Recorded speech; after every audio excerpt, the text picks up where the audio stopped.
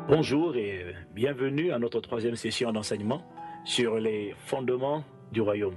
Donc nous en sommes à notre troisième session et nous avons déjà dit beaucoup de choses, mais en même temps nous avons dit si peu parce que pour l'instant nous en sommes encore à l'introduction. La dernière session, la session numéro 2, nous avons continué d'expliquer que Jésus n'est pas venu annoncer, Jésus n'est pas venu pour créer, fonder une religion sur la terre. Jésus est venu pour ramener un gouvernement, c'est ce qu'il a annoncé. Et donc nous sommes en train de voir cette partie des fondements parce que nous avons compris et nous avons réalisé qu'il est important dès le début de bien construire sur les bons fondements. Lorsque vous avez reçu Jésus-Christ dans votre vie, vous n'avez pas adhéré à une religion. C'est important de le comprendre. Vous êtes devenu membre d'une famille qu'on appelle la famille de Dieu. La Bible parle de la nouvelle naissance, c'est une naissance spirituelle. Ça veut dire que mon esprit est né de nouveau. Il est né de nouveau où? Pas en France, mais il est né de nouveau dans un pays qu'on appelle, dans une juridiction qu'on appelle le royaume de Dieu. Lorsque vous avez reçu Jésus, vous avez reçu une nouvelle nature, une nouvelle vie. Vous devenez membre de la famille de Dieu et on vous appelle désormais citoyen du royaume des cieux. Donc nous sommes en train d'essayer de découvrir les caractéristiques et la nature de ce royaume. Et nous avons dit la dernière fois, la session numéro 2, que c'est ce que Jésus a demandé d'annoncer et d'enseigner. Les nations ont besoin du royaume. Jésus dit, heureux les pauvres en esprit, car le royaume des cieux est à eux. Les pauvres en esprit, ce ne sont pas les gens qui sont pauvres nécessairement. Les pauvres en esprit, ce sont les gens qui reconnaissent en eux un vide spirituel, une quête de Dieu, un besoin de se reconnecter à la source de toute chose, un besoin de trouver l'essence même de la vie. Les pauvres en esprit, ce sont les gens qui reconnaissent qu'ils ne sont absolument rien et qu'ils ont besoin, de la même manière que la plante a besoin de la terre, que le poisson a besoin de l'eau. Les pauvres en esprit sont ceux qui reconnaissent que leur esprit a besoin de Dieu. C'est de là qu'ils sont sortis. Je suis sorti, mon esprit, je ne parle pas de mon corps. Mon corps vient de la terre, mais mon esprit est sorti de Dieu. Donc nous avons dit que c'est ce message-là que Jésus a dit d'annoncer. Les nations cherchent le royaume, mais en fait, elles ne savent pas ce qu'elles cherchent, elles ne savent pas le nommer. Donc, beaucoup vont dans la drogue, la cigarette, la prostitution, le matérialisme. Mais en fait, ce qu'ils cherchent, c'est simplement à combler un vide. Et ce vide-là a été causé par le départ de la personne, la présence de Dieu, de l'être humain. C'est ça que les nations cherchent. Donc on a vu que c'est le message que Jésus a dit à ses disciples d'annoncer. On a vu que c'est ce pourquoi Jésus a demandé de prier. Quand il dit, notre Père qui es aux cieux, que ton nom soit sanctifié, que ton règne, que ton gouvernement, que ton royaume, que ton empire, que ta souveraineté vienne, qu'elle soit établie en moi. En moi. Et on a vu également, le dernier point qu'on a vu la session numéro 2, c'est que c'est ce royaume, le royaume de Dieu et la justice de Dieu que Jésus a demandé de poursuivre et de chercher constamment, de rechercher en priorité. Quand il dit premièrement, ça veut dire constamment, ça veut dire en priorité, ça veut dire la priorité des priorités, c'est chercher ça. Et je vous ai expliqué que lorsque vous cherchez et que vous finissez par trouver le royaume, c'est fini. C'est fini, vous êtes libéré des soucis, vous êtes libéré, vous ne vous inquiétez plus de ce que vous allez manger, etc. Parce que, en fait, vous ne dépendez plus des événements. Vous provoquez les événements en marchant avec les principes de Dieu, en utilisant les clés du royaume des cieux, des choses qu'on développera plus tard. Maintenant, nous sommes à la session 3 et nous voulons continuer sur les 10 faits, concernant le royaume de Dieu. Et le point numéro 7 que nous abordons aujourd'hui, nous avons dit que le royaume, rappelez-vous, c'est un gouvernement, c'est une souveraineté, c'est une influence, c'est un empire, c'est une domination. Le point numéro 7, c'est que le royaume de Dieu est le sujet à propos duquel les apôtres se querellaient. Allons ensemble à Matthieu chapitre 20, on va lire du verset 20 jusqu'au verset 24. Alors je vous lis, Matthieu 20, verset 20 à 24. Alors la mère des fils de Zébédée s'approcha de Jésus avec ses fils et se prosterna pour lui faire une demande. Il lui dit, « Que veux-tu » ? Ordonne, lui dit-elle, « que mes deux fils que voici soient assis dans ton royaume, l'un à ta droite et l'autre à ta gauche. » Jésus répondit, « Vous ne savez pas ce que vous me demandez. Pouvez-vous boire la coupe que je vais boire ? Nous le pouvons, dirent-ils. Et il leur répondit, « Il est vrai que vous boirez ma coupe, mais pour ce qui est d'être assis à ma droite et à ma gauche, cela n'est pas à moi de le donner, sinon à ceux pour qui cela est préparé par mon Père. » Les 10 qui avaient entendu cela furent indignés contre les deux frères. Vous voyez, il est intéressant quand on lit ce texte, il est intéressant, si vous voulez comprendre de quoi il parle. Regardez la réaction des disciples, regardez la réaction, observez la réaction des gens aux paroles de Jésus pour identifier et déterminer ce que les gens comprenaient. Lorsque, contrairement à nous aujourd'hui, voyez, la mère des fils de Zébédée ne pensait pas du tout que Jésus emmenait une religion sur la terre. Elle a identifié que Jésus a mené un gouvernement, pas une nouvelle religion. Regardez le texte avec moi. Elle dit, Jésus lui demande, que veux-tu? Elle dit, je veux que j'ai une requête à poser. S'il te plaît, que mes deux fils que voici soient assis dans ton royaume, l'un à ta gauche et l'autre à ta droite. Elle a compris que Jésus parlait de la manifestation plus tard d'un gouvernement. Si je devais le transcrire dans le contexte contemporain, je dirais que la mère des fils de Zébédée est venue négocier l'attribution de portefeuilles ministériels clés ou stratégiques pour ses deux enfants. Donc elle avait compris que Jésus n'annonçait pas une religion, mais il annonçait un gouvernement. Et elle vient, elle dit, ok, quand ton gouvernement sera établi, s'il te plaît, fais-moi une faveur, fais en sorte qu'un de mes fils soit à gauche, l'autre à ta droite. Ce n'était pas la fondation d'une religion qu'elle attendait. Ils attendaient la manifestation visible d'un gouvernement et ils commençaient à négocier les places. Alors les autres disciples ont été indignés, ils ont été choqués. C'est ce qu'il est écrit au verset 24. Les 10 autres, ils disent, comment? Quoi, les gars, vous avez commencé à négocier avant nous? C'est pas juste ça, les gars. Quoi, tu veux quoi? Le ministère de l'économie et des finances? Mais attends, tu vas nous laisser quoi après? Vous voyez, c'était pas du tout une religion. Ils attendaient un gouvernement. Est-ce que vous me suivez? Ok. Et donc, lisons par exemple, continuons. Lisons par exemple Luc chapitre 19 au verset 11. Important de comprendre. Ils attendaient la manifestation d'un gouvernement. Le seul problème, c'est que les gens qui écoutaient Jésus étaient convaincus que ce gouvernement ou encore ce royaume de Dieu, qui, souvenez-vous, avait été annoncé, peut-être que vous ne le savez pas, avait été annoncé dans tout l'Ancien Testament par les prophètes. Eux, ils attendaient que ce gouvernement soit manifeste maintenant du vivant de Jésus. Donc, ils pensaient que Jésus allait monter à Jérusalem, d'abord à Jérusalem, renverser Hérode et ensuite marcher sur Rome pour renverser César. Pourquoi? Parce que c'est ça que les prophètes avaient annoncé. Ils avaient annoncé non pas une religion, ils avaient annoncé une domination à venir sur toute la terre. Et donc Christ serait le roi. Regardez Luc chapitre 19, au verset 11. Il est écrit, « Ils écoutaient ces choses, et Jésus ajouta une parabole, parce qu'il était près de Jérusalem et qu'on croyait qu'à l'instant, le royaume ou le gouvernement de Dieu allait apparaître. » Voyez, pendant qu'ils écoutaient ces choses, Jésus a dû préciser une parabole parce qu'ils étaient convaincus que c'était maintenant. Ça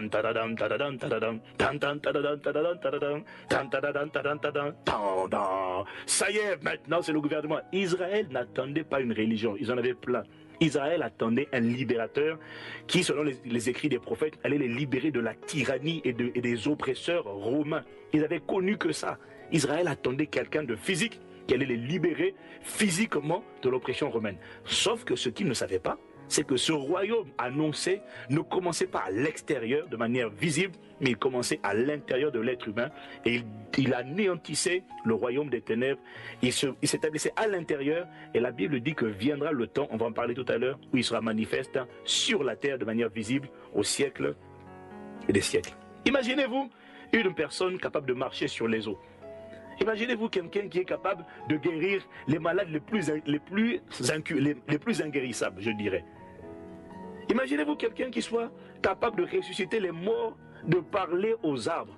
Imaginez-vous quelqu'un qui est capable de faire taire par une simple instruction, un simple commandement, une simple menace. Il est capable d'imposer le silence à des ouragans, aux tempêtes et aux cyclones.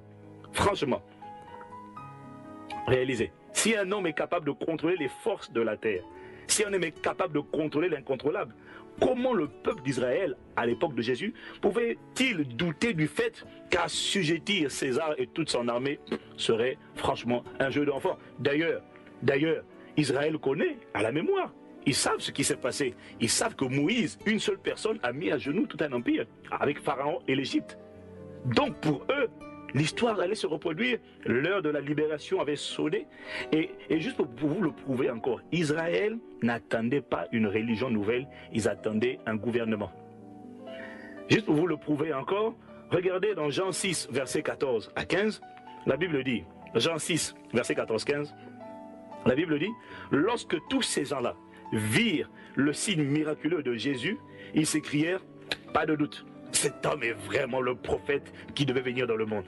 Mais Jésus, sachant qu'ils allaient l'enlever de force pour le proclamer roi, se retira de nouveau tout seul dans la montagne. Imaginez-vous la scène, les gars ils voient Jésus marcher sur les eaux, ressusciter les morts, parler à la tempête. Les gars ils disent non c'est toi, viens, viens, viens.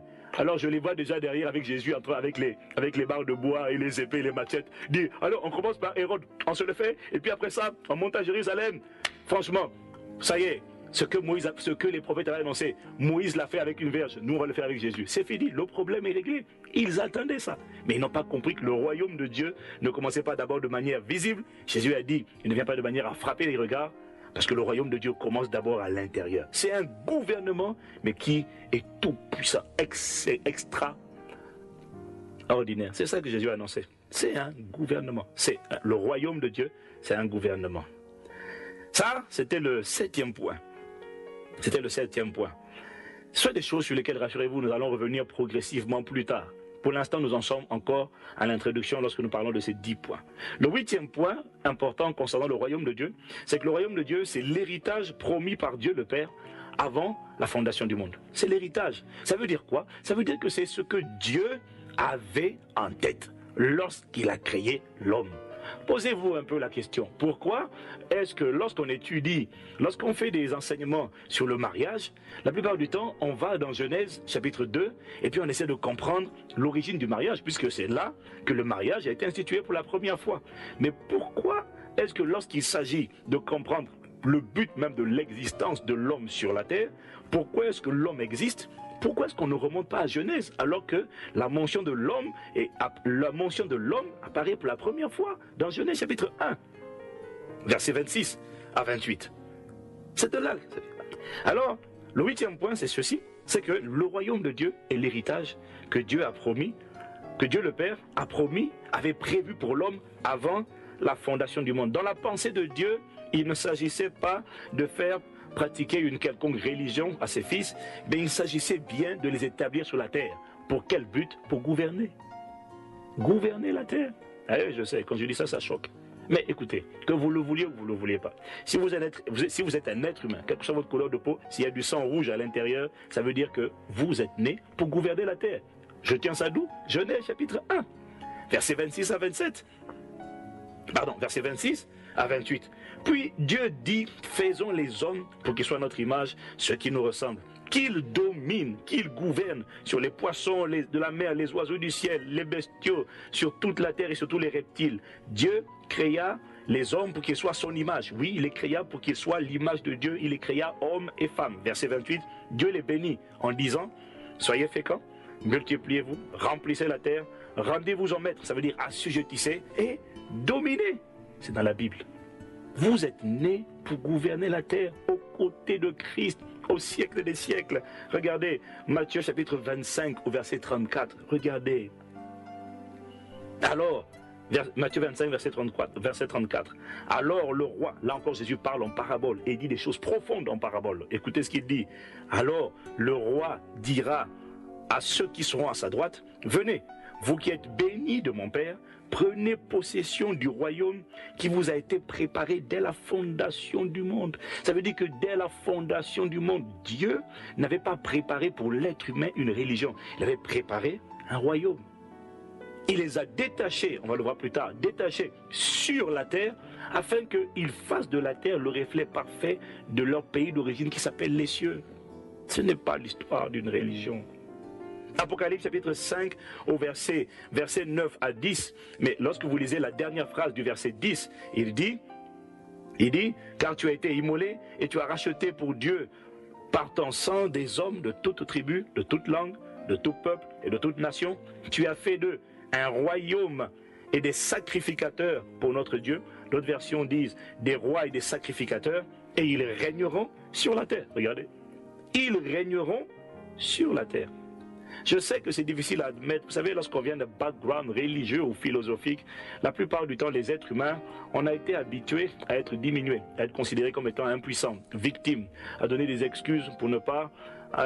on a grandi dans ce genre de mentalité, ce genre d'environnement. Et on ne nous a pas souvent enseigné pourquoi est-ce que l'être humain a été créé. Quelle que soit sa couleur de peau, la peau n'est qu'une enveloppe, ce n'est que la couleur ce n'est qu'une maison dans laquelle habite l'esprit. Mais l'esprit, il est né pourquoi? L'héritage que Dieu le Père a prévu avant la fondation du monde, c'est le royaume. Matthieu 25, verset 34. Prenez possession du royaume, prenez possession du gouvernement. C'est ça que Jésus est venu annoncer. C'est ça, on va le voir plus tard, que Jésus est venu réintroduire sur la terre. C'est ça que Ésaïe a vu dans Ésaïe 9, verset 6 à 7. Ésaïe 9, il dit, car un enfant nous est né, un fils nous est donné, et la domination, d'autres versions disent, le gouvernement reposera sur son épaule. Il a vu, Ésaïe a vu Jésus le Christ amener sur la terre la réponse de Dieu aux maux, aux problèmes de l'humanité. Cette réponse n'était pas une religion, il a transporté comme un serviteur, oui, parce qu'il est venu comme un serviteur, et il transportait quoi? Il transportait un gouvernement sur ses épaules. Alléluia. Point numéro 8 donc, le royaume, c'est l'héritage promis par Dieu le Père. Point numéro 9. Le royaume, le message du royaume est le message, je dis bien le seul message que Jésus a enseigné après sa résurrection pendant 40 jours. L'un des plus longs séminaires bibliques jamais enregistrés. 40 jours de séminaire. Acte chapitre 1 au verset 3 jusqu'au verset 4. Tout à l'heure, on a vu que Jésus a commencé avec ce message. Après, on a vu que Jésus a développé ce message pendant tout son ministère terrestre. Maintenant, là, Jésus est ressuscité. Avant de partir au ciel, il donne ses dernières instructions. Et je suis convaincu que vous serez d'accord avec moi pour dire que les paroles que l'on dit, tant en introduction qu'en conclusion, généralement, quand on conclut un message, ce qu'on dit, c'est l'essentiel. C'est ce qu'on veut que les gens retiennent. Vous êtes d'accord avec moi? J'en suis convaincu. C'est le testament. Ce sont les dernières paroles. Les dernières paroles d'un homme, d'une personne, sont toujours les paroles les plus importantes. Mais regardez, avant son départ, quelles sont les paroles les plus importantes que Jésus laisse? Est-ce qu'il parle de religion? Est-ce qu'il parle de christianisme et de judaïsme? Vous allez vous rendre compte que non. Acte chapitre 1, versets 3 à 4. La Bible dit, après, au verset 3, après qu'il eut souffert, il leur apparut vivant et leur en donna plusieurs preuves, se montrant à eux pendant 40 jours et parlant des choses qui concernent le royaume de Dieu. Bon sang. Il leur apparut pendant 40 jours et pendant 40 jours parlant des choses qui concernent quoi? La religion? Non. Le royaume, le gouvernement de Dieu. Et comme il se trouvait avec eux, il leur recommanda de ne pas s'éloigner de Jérusalem, mais d'attendre ce que le Père avait promis, ce que je vous ai annoncé, leur dit-il. 40 jours de séminaire d'enseignement sur un seul thème, le royaume de Dieu. Franchement, j'aurais aimé être là pour écouter à ce séminaire, pour participer à ce séminaire en live. J'aurais écouté au moins l'original. Pas la photocopie, mais l'original. Mais bon, Dieu merci, parce que la Bible dit, Jésus avait annoncé que lorsque le Saint-Esprit viendra, il nous rappellera ce que Jésus a dit. Donc, je crois qu'aujourd'hui, le Saint-Esprit nous rappelle, on n'a pas besoin en réalité d'espérer, de regretter, ne pas avoir été là. Parce qu'en fait, le Saint-Esprit était là et aujourd'hui, il nous révèle ce qui s'est dit pendant ce séminaire de 40 jours. Et il a parlé de quoi? Il a parlé du royaume.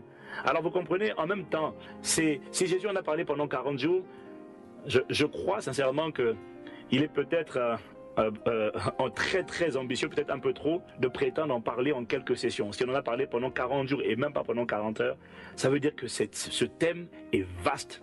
Mais c'est de ça que la Bible parle. C'est ce que Jésus a dit au commencement, c'est ce que Jésus a dit pendant sa mission, c'est ce que Jésus a dit avant de partir. Cela nous donne au moins une certitude. C'est que lorsque nous enseignons le royaume de Dieu, nous sommes dans le véritable. Rappelez-vous, Dieu le Père a dit, écoutez-le. Écoutez-le. En écoutant Jésus, il ne parle que de royaume. Point numéro 10, et je vais finir avec celui-là. Le point numéro 10, c'est que le royaume de Dieu est ce qui s'établira sur la terre au siècle des siècles, avec ou sans vous. Moi, j'ai décidé d'y être. Vous connaissez la chanson? When the saints go marching in, oh Lord, I wanna be in that number. Je ne sais pas dans quel rang je serai. Seigneur, je vais faire partie de l'armée de Dieu, des soldats de Dieu. Je vais faire partie de l'armée qui va revenir avec toi lorsque tu reviendras sur la terre d'après le livre d'Apocalypse. Je serai là derrière lui. Et sachez une chose, il ne reviendra pas pour établir une religion, il viendra pour établir au siècle des siècles de manière visible maintenant sa souveraineté. Là, la terre verra Christ le roi. Aujourd'hui, beaucoup de gens pensent que Jésus est un petit bébé dans la crèche. Alors il y en a qui l'appellent l'enfant Jésus, le petit Jésus. C'est parce que vous n'avez jamais vu Jésus. Lisez Apocalypse chapitre 1. Jean a marché avec lui. Jean croyait le connaître. Lorsque Jean l'a vu, il a vu une personne d'un aspect resplendissant. Il a dit qu'il avait une apparence semblable à un fils des hommes, mais ses yeux resplendissaient. Il était comme son apparence, son aspect était comme le soleil, pas le soleil, comme. Lorsque vous lisez comme, ça veut dire qu'il n'y a pas de qualificatif, il n'y a pas de vocabulaire dans nos langues anglaises, françaises, hébreu, grec pour décrire ce qu'il voyait. Il a vu un être d'une gloire et d'une splendeur extraordinaire. Ça, ce n'était pas l'enfant Jésus, mon ami, c'était le roi des rois et le Seigneur des seigneurs. Il est le roi. Ce n'est pas l'histoire d'une religion, c'est l'histoire d'un royaume, avec au centre de ce royaume, Sa Majesté, le roi. Amen.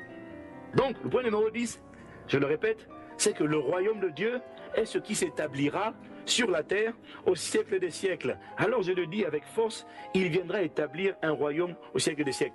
C'est ce qu'on a lu dans Apocalypse chapitre 5 versets 9 à 10. La Bible dit, et il chantait un cantique nouveau, et en disant, tu es digne d'ouvrir le livre, tu es digne de prendre le livre et d'en ouvrir les sceaux, car tu as été immolé et tu as racheté pour Dieu par ton sang des hommes de toute tribu, toute langue, tout peuple, toute nation. Tu as fait d'eux un royaume et des sacrificateurs pour notre Dieu, et ils régneront sur la terre. Jésus va venir sur terre établir non pas une religion, mais un gouvernement. Un gouvernement avec des ministres. Dans un gouvernement, il y a un roi, et puis il y a des ministres. Et oui, et ces ministres, vous découvrirez plus tard, ce sont vous et moi, les rachetés de tous les temps. Ils régneront sur la terre au siècle des siècles. 1 Corinthiens, chapitre 6, versets 2 à 3. Regardez ce que dit Paul. Il dit, ne savez-vous pas que les saints jugeront le monde? Ne savez-vous pas que les saints jugeront? Le mot juger ici en grec, ça veut dire administrer, gouverner. Ne savez-vous pas que les saints vont administrer, vont gouverner le monde? 2 Timothée, chapitre 2, au verset 2. Il dit, si nous persévérons, nous régnerons aussi avec lui. Si nous le renions, lui aussi nous réunira. Si nous persévérons, nous régnerons aussi avec lui. De quoi parle-t-il? Il dit nous régnerons. Il n'a pas dit nous religieusерons. Je ne sais pas si ça existe. Il dit nous régnerons sur la terre au siècle des siècles si nous persévérons avec lui. Donc, oui, laissez-moi vous dire une chose. La Bible, c'est l'histoire d'un royaume. La Bible annonce un gouvernement planétaire qui sera dirigé non pas par l'ONU, non pas par la Commission européenne, et encore moins les États-Unis ou la Chine, mais un gouvernement qui sera dirigé par Christ. C'est ce qui a été annoncé par les prophètes depuis l'Ancien Testament. Vous le trouvez par exemple dans des livres comme ceux de Daniel, où Daniel a vu en vision un royaume planétaire, une domination. Après les Mèdes, les Perses et les Romains, Daniel a vu un gouvernement qui allait s'étendre sur toute la surface de la terre, et il va régner au siècle des siècles. Avec qui, à votre avis? Pas avec des créatures religieuses, mais avec des fils, des filles, des ministres. Ce sont des citoyens du royaume des cieux. En réalité, je vous expliquerai plus tard que c'est à ça que Dieu est en train de nous préparer aujourd'hui sur la terre. À gouverner la terre au siècle des siècles. Vous devez accepter, c'est dans la Bible. Vous êtes nés pour gouverner. Qu'importe ce qu'on vous a dit. C'est la raison pour laquelle vous êtes nés. Daniel dit, dans Daniel chapitre 2, au verset 44, il dit, dans la vision qu'il voit, il dit, dans le temps de ces rois, le Dieu des cieux suscitera un royaume qui ne sera jamais détruit et qui ne passera point sous la domination d'un autre peuple. Il brisera et anéantira tous ces royaumes-là et lui-même subsistera éternellement. Ça, c'est le voyage que Dieu vous propose de faire avec lui. Il s'agit véritablement de l'histoire d'un royaume. Alors posez-vous un peu la question. Est-ce que Satan a introduit une religion sur la terre? Si oui, dites-moi c'est quoi son nom? Est-ce que Satan a introduit une religion? Évidemment que non. Satan n'a pas introduit une religion en l'homme. Satan a introduit, d'après la Bible, un royaume. Un royaume que la Bible appelle le royaume des ténèbres. Il a établi un gouvernement, on verra plus tard, que la Bible appelle le monde. Il a établi une toile, une espèce de toile à l'intérieur de l'être humain par laquelle il étouffe, il oppresse et il contrôle les nations, les êtres humains. La Bible dit que tout le monde entier est sous la puissance du malin. Il tient l'homme, il l'a servi, il l'a sujetti, il le contrôle, il le dompte. Satan n'a pas mené une religion. Il a mené un royaume qui ne se caractérise pas par des pratiques religieuses. Non.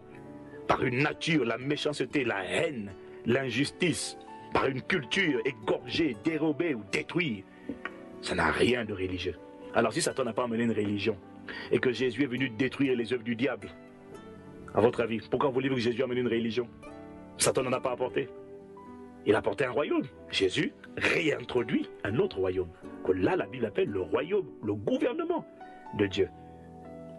Alors, vous me poserez la question, je conclus. Mais puisque on a vu que alors Jésus n'a pas établi une religion, alors la Bible ne parle pas de religion, alors dis-moi de quoi s'agit-il alors? C'est ce que nous allons voir à la session numéro 4. On va maintenant commencer à développer. La Bible, ce n'est pas donc l'histoire d'une religion, nous l'avons compris, mais alors c'est l'histoire de quoi? Premièrement, c'est l'histoire d'un roi. Deuxièmement, c'est l'histoire d'un royaume qui a connu une expansion. Je vais expliquer plus tard qu'est-ce que c'est qu'exactement un royaume. On va développer. Troisièmement, c'est l'histoire d'une famille royale à laquelle vous et moi nous appartenons. En fait, nous appartenons déjà à cette famille. Ça expliquera. Quatrièmement, la Bible, c'est l'histoire d'un royaume perdu, d'un gouvernement perdu. Perdu par qui? Adam. Adam n'a pas perdu le ciel. Adam a perdu le royaume. Il a perdu l'administration, la souveraineté qu'il avait sur la terre, que Dieu lui avait confiée. Il n'a pas perdu une religion. Il n'a pas perdu le... Pourquoi est-ce que les gens veulent aller au ciel alors qu'Adam n'a pas perdu le ciel? Adam n'a pas chuté, il n'a pas chuté comme une étoile du ciel, comme un météorite. Adam a chuté de la position qu'il avait. Donc, je disais, quatrièmement, c'est l'histoire d'un royaume perdu. Et cinquièmement, la Bible, c'est l'histoire d'un royaume ou encore d'un gouvernement que Christ Jésus est venu rétablir sur la terre, en l'homme. Vous comprendrez que Dieu n'est pas intéressé par les religions. Tous les hic et les âmes et les hic et les istes, ce n'est pas Dieu. Dieu est intéressé par son gouvernement qu'il déploie sur la terre à travers une communauté de fils. C'est ce que nous allons développer les sessions qui vont suivre. À ce stade, que Dieu vous bénisse. Nous allons incliner la tête et prier. Seigneur, merci pour ta parole. Quelle grâce de ce que tu n'es pas dans les religions. Quelle grâce de ce que, Seigneur, tu es dans le royaume. Tu es le roi du royaume. Merci pour cette parole. Merci pour cet enseignement. Maintenant que nous avons fini l'introduction, accorde-nous la grâce d'aller maintenant en profondeur. Nous voulons comprendre, Seigneur, que veut dire c'est l'histoire d'un roi. C'est l'histoire ensuite d'un royaume, un royaume qui a connu une expansion. En quoi ce royaume est-il nécessaire pour moi? Pourquoi est-ce que je dois le chercher? Qu'est-ce qu'il apporte dans ma vie? Quelle est sa nature? Quels sont ses aspects concrets? Seigneur, explique-nous ces choses dans les sessions qui vont suivre. Explique-nous pourquoi on dit que c'est l'histoire d'une famille royale. Ah oui, convainc-nous du fait que nous appartenons, Père, à la famille de Dieu. La famille royale, pas une famille présidentielle. Les familles présidentielles viennent et vont. Même les familles royales terrestres viennent et vont. Mais la famille royale divine durera pour l'éternité. Accorde-nous la grâce de comprendre que c'est l'histoire d'un royaume, d'un gouvernement, d'une souveraineté que Adam a perdue. Il a perdu sur la création, il a perdu sur la nature, il a perdu sur les moustiques, sur les virus, sur les bactéries, sur les démons, mais que Christ est venu rétablir. Et il est venu démontrer qu'il avait rétabli par sa capacité à chasser les démons, par sa capacité à détruire les jougs que personne ne pouvait détruire. Accorde-nous la grâce de comprendre. Seigneur, de quoi parlons-nous lorsque nous disons que c'est l'histoire d'un royaume ou d'un gouvernement rétabli? Seigneur, convainc-nous par le Saint-Esprit. Aide-nous à assimiler ces choses, Seigneur. Merci de ce que tu vas. Maintenant, nous allons rentrer dans les sessions suivantes. Amène-nous en profondeur un impacte-nous, change-nous, opère en nous une véritable repentance, un changement de système de pensée, afin que l'esclave commence à penser, afin que celui qui se voyait comme étant une victime commence à se voir comme étant un vainqueur. Celui qui se voyait comme étant impuissant réalise qu'il y a une puissance surnaturelle qui opère en lui. Celui qui se voyait, Seigneur, comme étant dépendant des circonstances, reprenne le contrôle des circonstances par les clés du royaume. Que celui qui croyait qu'il n'y avait pas d'espoir et qu'il y avait c'était la fatalité qui prévalait, comprenne que nous avons tous le pouvoir de choisir et le choix de la responsabilité. Oui, nous sommes responsables et acteurs de nos destinées. Récris l'histoire de nos vies et accorde-nous la grâce de revenir dans le plan de Dieu, le plan du commencement, avant la chute, Seigneur, où l'homme se rendait maître de toute la création, où il acceptait son identité de fils de Dieu, né pour gouverner. Alors voilà pourquoi nous disons né de nouveau pour régner de nouveau. C'est de ça dont il s'agit. Que Dieu vous bénisse et à la prochaine session. Merci. Cet enseignement n'est pas terminé, vous venez de suivre la session numéro 3. Merci de retourner sur notre page Facebook, ou merci de cliquer sur le lien figurant dans la zone de description de la vidéo pour suivre la session numéro 4 et le reste des sessions. Et surtout, n'oubliez pas de partager s'il vous plaît. Dans les Saintes Écritures, Dieu déclare que le Messie viendrait pour être le sauveur du monde. La vie de Jésus prouve qu'il est bien celui dont les prophètes avaient parlé. Ésaïe a prophétisé que la Vierge deviendrait enceinte et qu'elle enfanterait un fils. Des siècles plus tard, la naissance de Jésus accomplissait cette prophétie.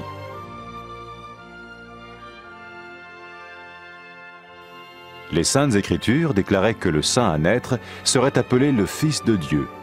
Cela signifiait que Jésus serait le Fils de Dieu au sens spirituel et non au sens physique. Nous le voyons par sa manière de vivre. Il a guéri des malades, il a pardonné leurs péchés, les a ramenés à Dieu et leur a promis une place dans le royaume éternel de Dieu. Il s'est offert lui-même en sacrifice pour le péché à leur place. Puis il est revenu à la vie, victorieux sur la mort selon le plan de Dieu. Jésus a dit « Personne ne me prend la vie, mais je la donne de ma propre volonté ». La vie de Jésus n'a pas seulement accompli les écrits des prophètes, mais elle a aussi confirmé la vérité de la sainte parole de Dieu. Les prophètes avaient écrit « Ta parole, ô mon Dieu, est parfaite, elle dure à toujours ». Jésus lui-même a dit « Le ciel et la terre disparaîtront, tandis que mes paroles ne disparaîtront jamais. » Jésus est venu pour nous donner la vie dans toute sa plénitude. Et quand l'homme a désobéi à Dieu dans le jardin d'Éden, il a choisi sa propre voie et ses actions l'ont séparé du Créateur.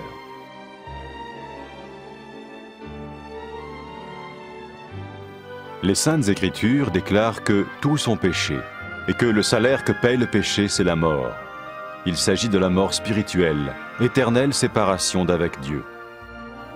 Mais tout comme Dieu a donné un bélier pour qu'il meure à la place du fils d'Abraham, ainsi il a envoyé Jésus, le Messie, mourir à notre place. Sa vie, sa mort et sa résurrection restaurent la relation entre Dieu et tous ceux qui mettent leur confiance en lui. Maintenant, non seulement Jésus pardonne les péchés de ceux qui le suivent, mais il les sauve aussi du jugement éternel de Dieu. Ils sont sûrs d'aller au paradis et de vivre avec lui pour toujours. C'est cette vie et cette liberté de la culpabilité et du pouvoir du péché que Jésus offre à chacun aujourd'hui. Cela ne veut pas dire suivre une religion, mais choisir d'avoir foi en Jésus qui dit « Je me tiens à la porte et je frappe. Si quelqu'un entend ma voix et ouvre la porte, j'entrerai chez lui. » Cela veut dire se tourner vers Dieu et croire que Jésus vient dans nos vies pardonner nos péchés et nous rendre tels qu'il veut que nous soyons. Il ne suffit pas d'approuver intellectuellement ce qu'il dit, ni de vivre une expérience émotionnelle. Nous le recevons par grâce, au moyen de la foi, par un acte de notre volonté. Lorsque quelqu'un est prêt à suivre Jésus le Messie, il peut lui parler par une simple prière. Vous sentez un soutien, vous sentez que votre vie mais pas une vie normale. Vous sentez que vous êtes porté. C'est gratuit. Il ne vous demande rien. Il vous demande juste d'ouvrir votre cœur et d'oser croire en lui. Osez croire. On ne demande ni d'argent. On vous demande pas une souffrance particulière. On vous dit faites confiance et croyez. Essayez. Vous n'avez rien à perdre. Essayez. J'ai essayé.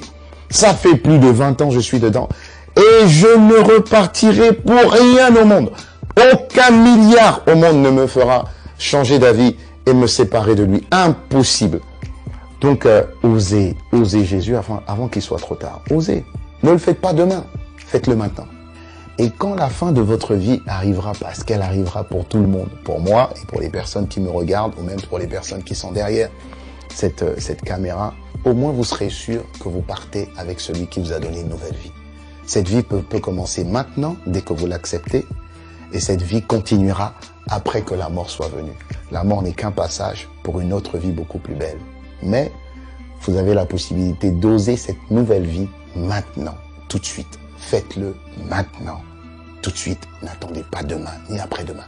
Faites-le maintenant, tout de suite. Prenez 1 minute et faites-le. Je vous en prie, vous ne serez pas déçus.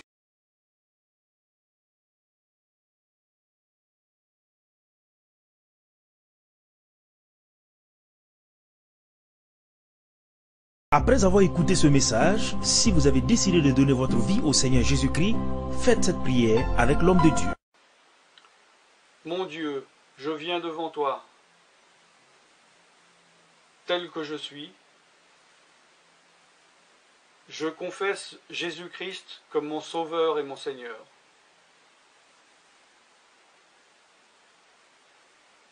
Je crois qu'il est mort sur la croix pour mes péchés, qu'il a porté ma condamnation, il a porté mes péchés et mes maladies, que Jésus-Christ est le Roi des rois et le Seigneur des seigneurs, qu'il est le Fils de Dieu, qu'il est maintenant ressuscité et assis à la droite du Père. Et il prie maintenant pour moi. Je me suis détourné de mes péchés et je veux obéir à ta parole.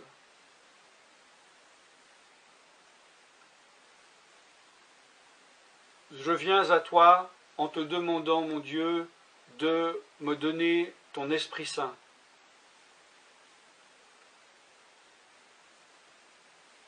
Remplis-moi de ton esprit, afin que tu ne sois plus à l'extérieur de moi, mais que tu viennes habiter en moi.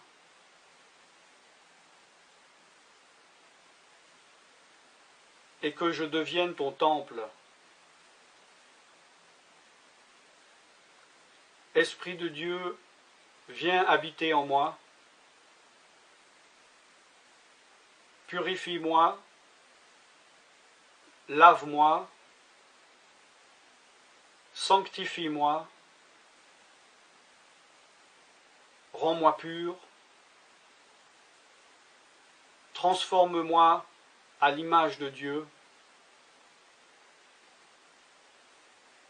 Je te remercie car je crois que tu m'as donné ton esprit,